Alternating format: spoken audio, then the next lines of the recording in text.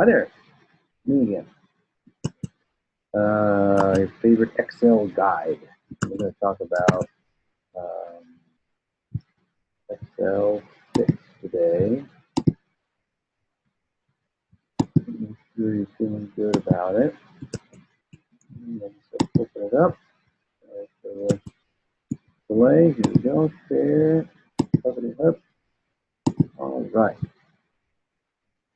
So we're talking about linear models.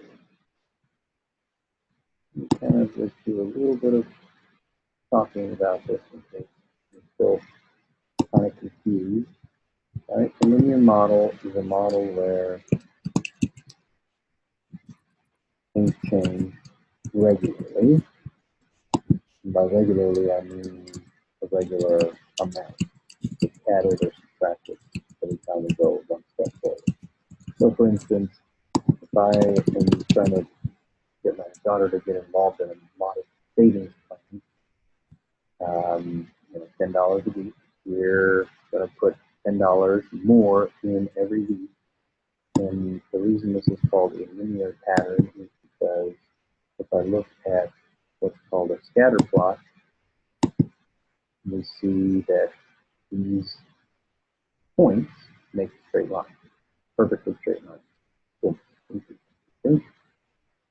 And so your task here today is to kind of make your own table here, and you're welcome to use this imaginary person, pick how much weight they're at right now, and pick whether they want to gain or lose weight. Gain or lose in there, and then how many pounds per week. Gain 6 pounds a week. It's bulking up here. Let's say they're starting at 160, and they're trying to bulk up so they can be the middle linebacker for the New York Giants. So in week 0, I would start off at 160. Okay, now I'm using 160 gain in 6. That means you can't do that.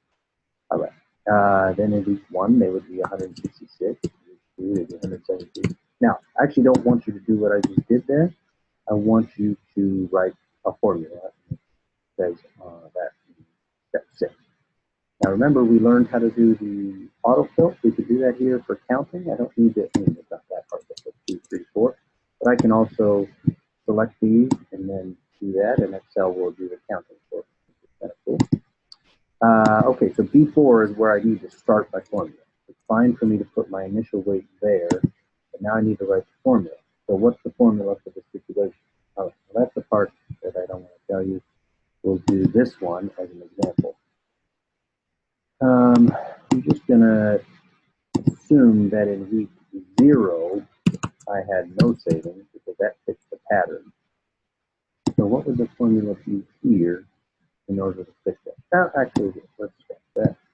My daughter already has $112 saved up because I was mean, and every time she got a birthday present, I made her keep some of that money and put it in a savings account. All right. Now, she's going to save an extra $10 a week, so this would be 122, this would be 132, et cetera, et cetera. But we want to write a formula. So think about what we learned in class. Basically, the structure is y equals nx plus 2, which means y equals the slope times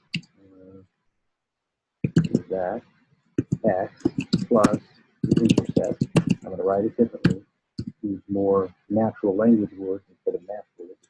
Y equals how it changed times x plus where I started. Okay, that last one should give us all that we really need to make this formula, because where did I start? Or where did she start? At $112. And how is it changing? It is changing by $10 every week. So I'm going to say equals, and we'll leave the y out, it changed by $10 every week times, now x, I'm going to write x for this, and then plus where I started is 112. Okay. Now if I say enter here, it's going to get crabby with me because it doesn't know what x is. So instead of x, I'm going to use my cell reference, because the cell reference is the number of weeks that have gone by. And that's really what X stands for. Okay. And guess what? Look at that. Autofill, baby. 112, 122, 132, 142, right? $10 every week. That's how it's changing, where I started with 112. Right? One more example. Let's say that I have some debt. So this is going to be month 0, 1, 2. Remember, I can use autofill. Go to the bottom right corner, left click, drag down. Okay, starting off with $3,500 of debt. And I'm going to go ahead and I'm going to pay off a little bit every month.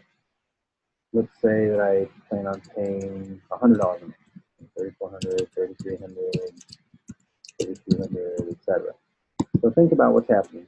Remember, folks, go back here and just copy it. Right. Y to the next plus b. How it changed and where I started are the two pieces of information I need to write this. So let's go ahead and start here. I'm going to say equals how it changed is $100 a month, and I'm multiplying by my cell reference. I remember that, and I'm starting at 3,500. Oh, something went wrong. Look at what's happening here. 3,900, 4,000, 4,100. I'm going up. I'm not going down. Now, why is that? You can't answer me because you're on the other end of the video. It has to do with this number, right? The $100 a week change. But remember, when we talked about change, there's a difference between increasing, positive, decreasing, negative. It should be negative 100. And now it fits in the pattern, and I can finish it up. Boom. Now, just FYI, that's not actually how debt works, because generally there's interest on that. So it goes down and up, down and up, down and up, and hopefully more down than up. Okay, that's the first two parts. It does say create a chart of the data, use a scatter plot. So for instance here, I would highlight everything. I'm going to insert, and I'm clicking on this thing with the dots. The first one is the scatter plot. I don't want to use the one with the lines. And there I have my beautiful scatter plot. Typically, I like to go to quick layout and choose the one with the labels so that I can put on my labels. This would be my savings, and this would be the number of weeks. And so remember, every good graph should really have a title, and it should tell me what I'm talking about. Right? Maybe even the unit. Saving hot dogs, or am I saving dollars? Probably dollars better.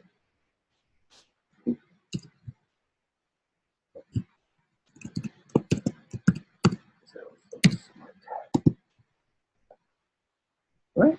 What else can you do in this one?